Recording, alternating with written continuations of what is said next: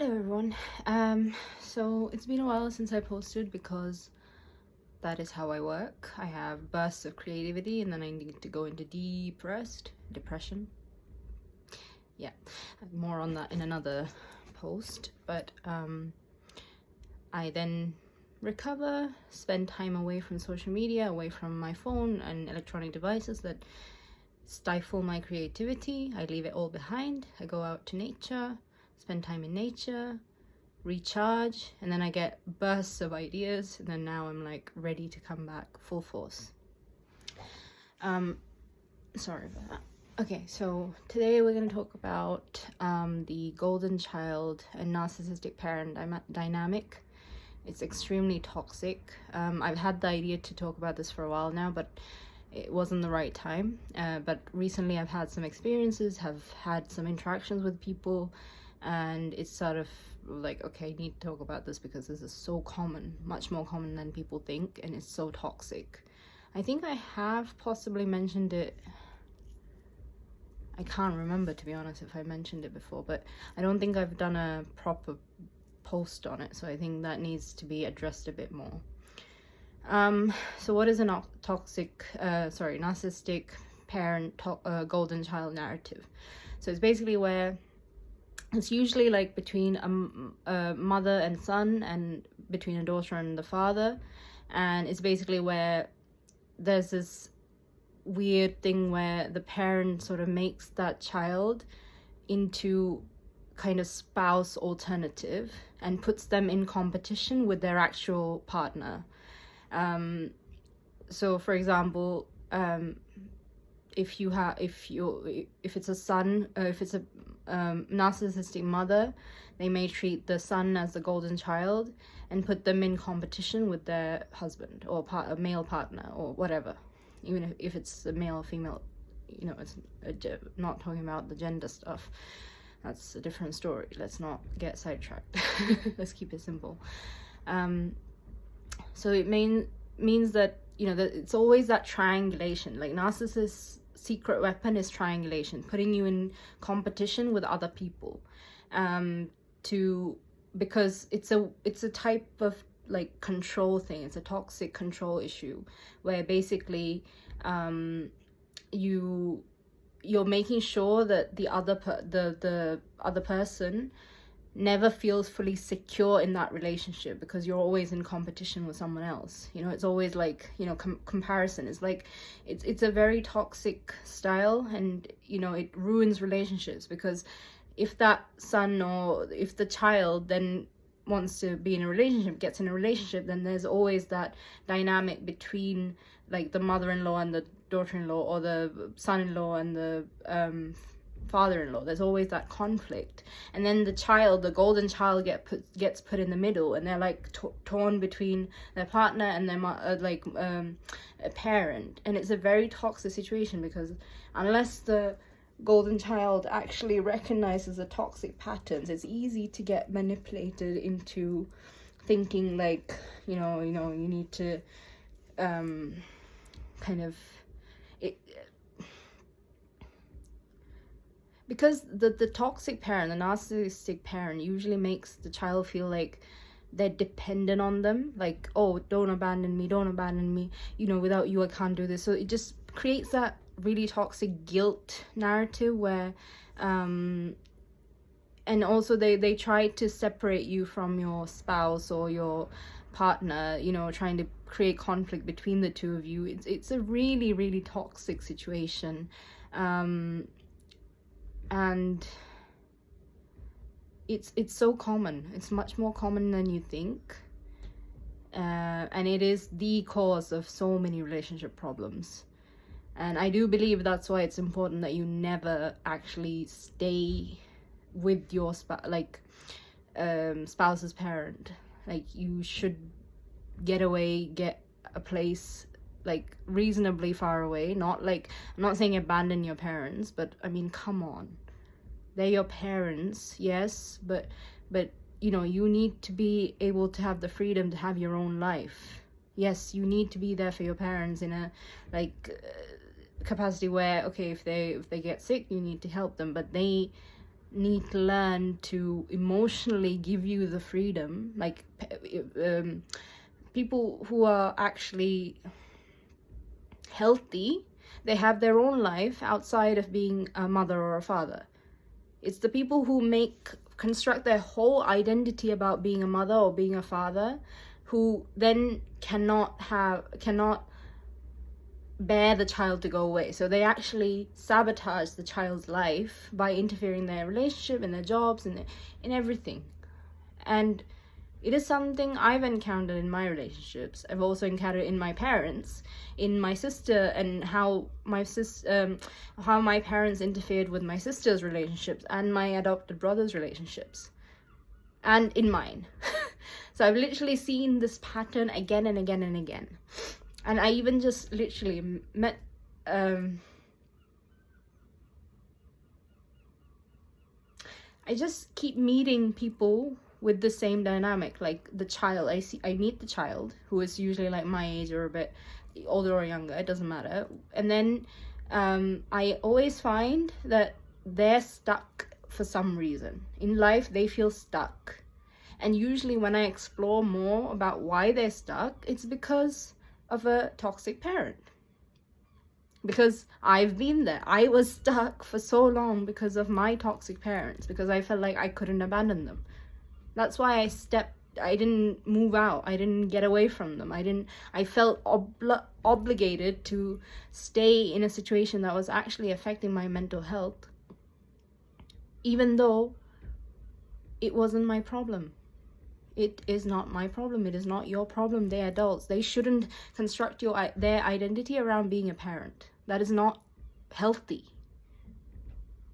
It's not healthy. It's something that my mother always used to say, "Oh, I'm a mother." So that doesn't mean that's your only idea. Do something, you have your own life, because she was living through me, like vicariously through me. That's why whenever I did something that I liked that she didn't, she always interfered there. She didn't like it. She didn't like me doing stuff that I enjoy. She always wanted me to do what she wanted me to do. And then she emotionally manipulated me all the time. She didn't want to be a doctor. Her father forced her to it. And she took the first opportunity she could to quit her job, which was, well, she's told me multiple times it's because of me, because apparently when I was a child, I told the babysitter, she's my mother, she should be with me. And she also said that I had like seizures when I was a child, like fits, and I would have died. It was just a febrile seizure. It's so common. Nothing happens. So she just basically, and then she apparently tells people that I have so many health problems, I have this and I have that, I am dependent on her. These are the stories that she's told other people about me. And to be honest, I've always felt like I was the parent. I was always taking care of her. She just was like attached to me like a leech. She was living off me. She was literally draining my energy and my time, and I was doing all the work. This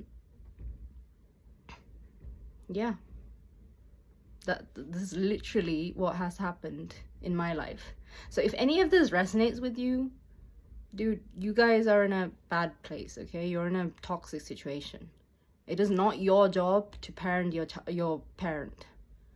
You only need to parent your inner child. Do that. Because your inner child is not happy. I am learning to parent my inner child now. That's why I've just done what I need to do to get away and just focus ruthlessly on myself. And that doesn't make me a narcissist, it just makes me human. And that makes me a healthy person, who now I feel like I'm able to help other people. I'm able to do things that I enjoy, which gives me energy to then help other people. I've already helped so many people, actually. And actually, I want to share something nice that happened today. I met this lady. I was going to down to the beach, and I met this lady who was looking around a little bit lost. So I went over to her and said, "Hi, how are you? Is everything okay?" And she said, "Yeah, I'm fine. I'm just, wandering around, having a look around." And then she said, "Oh, I just felt this inner like this, I just felt what's the word,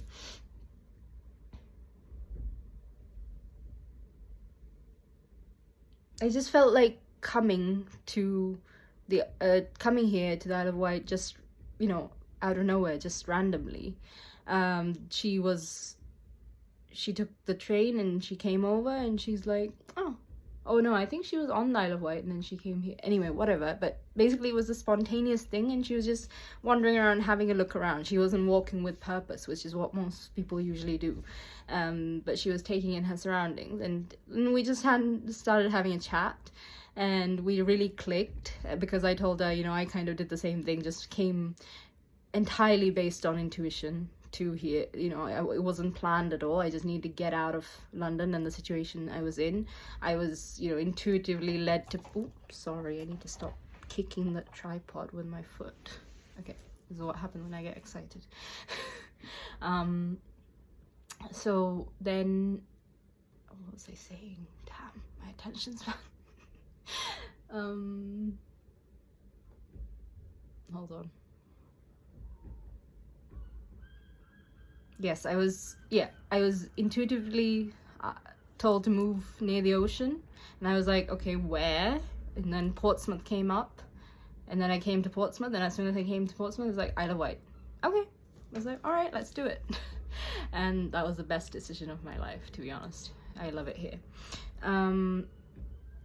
Cool. So that's for the lady. Okay, yeah, we just instantly hit it off, because we had, you know, we shared stories, and she was like, she said, you know, do you want to have a cup of coffee? And I was like, okay. And then she ended up like insisting on buying me a cup of tea. I actually had tea. I'm trying to move away from coffee a bit and into tea and more natural stuff, you know, trying to be more environmentally conscious, and also learning just to be more mindful of what I put in my body, and that has helped a lot. I think I might just make another like podcast, I'm sticking to that term, about that, and just talk about that in a separate podcast, but let's keep it kind of separate, you know, otherwise it's gonna get confusing. All right, so yeah, we just hit it off, and then I ended up, she told me a lot, like she's a writer, she's a nurse tutor, she's published books. What was her name actually? I said I would talk about her in my thing, and she wrote it down for me.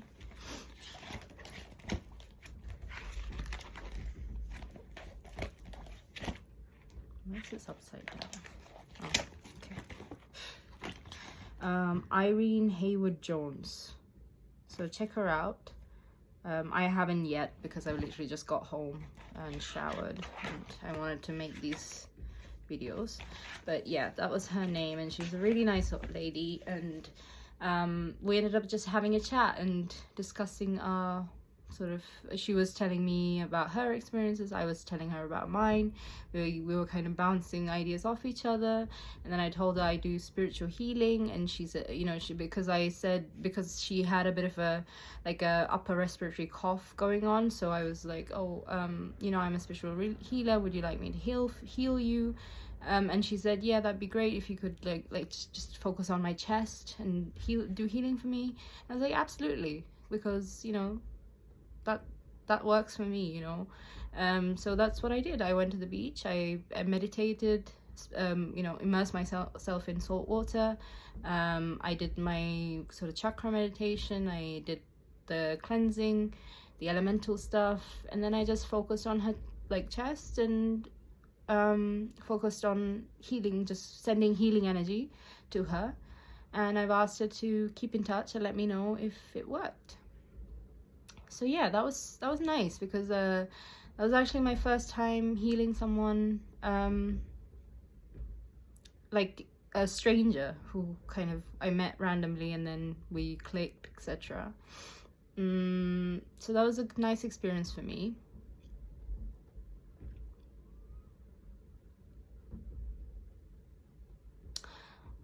So I was talking about the golden child and toxic. Okay, I talked about that. I think I'm done talking about that now. I don't think I have anything else specifically to say about that. Actually, since let me just share everything at once, because I did talk about the my idea for the Christmas, about healing your inner child, so about the Christmas in August thing, and actually I'm even thinking about, instead of making it a week, just have it it doesn't need to be just an August, like you can have it any day, you know, whenever you feel like doing something Christmassy, do it. I'm gonna do that too. It doesn't need to be limited to 1 week. Who cares? If you want to do it, do it. Do what you want, and then share a picture on my page. I would love to see. Share a picture or post or video, whatever you want to share it. I'd be happy to see it. Let's all heal our inner child together. So I've been getting creative, which is also part of healing my inner child, because I love this kind of stuff. So I've been making these things like this. So that's one. There's another one. And there we go. This is the one I've shared on my Facebook page. It's my cover photo now. And honestly, this has been so good for me as well, for my ADHD, and sort of giving me focus. It just keeps me calm, like with what I did with my iPad cover. Actually, also, what else did I want to say? Oh yeah, I'm also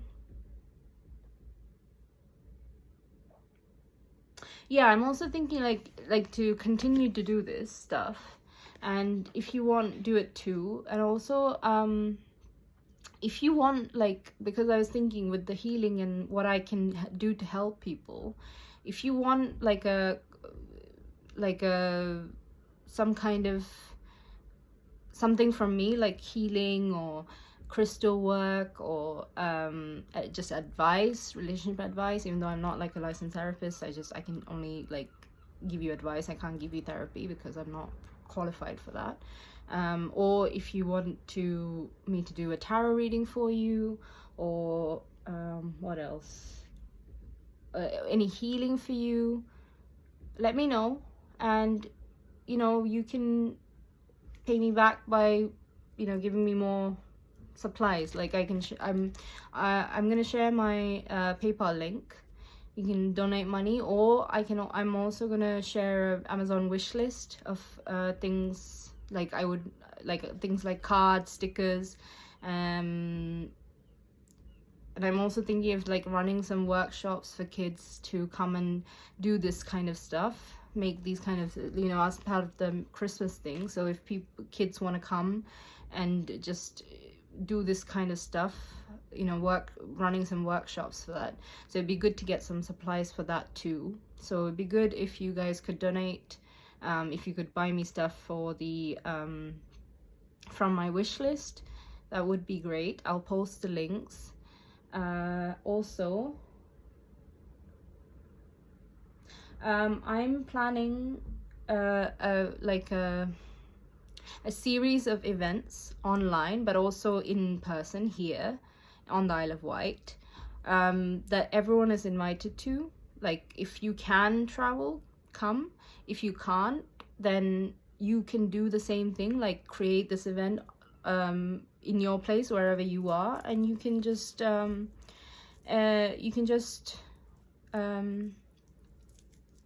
you know, take part virtually and share your pictures and videos. So just to give you a heads up, I am planning a series of events starting now, going on until September 5th. September 5th is quite significant because it's Onam, which is our Malayali Kerala harvest season. So I just want to do something special for that. But like it's like a long period of time. It's over a week, and also before that I want to do stuff. So I'll be doing that, and I'll be making like little invitation cards and things. I would like to do that. So I would like some help with that. And if you also want to collaborate, if you want to get involved, please reach out to me. I'd be more than happy to get your help. I'm officially out of hermit mode and, you know, ready to re-engage with the world. So get in touch if you would like anything, or if you would like to help me with anything. Take care.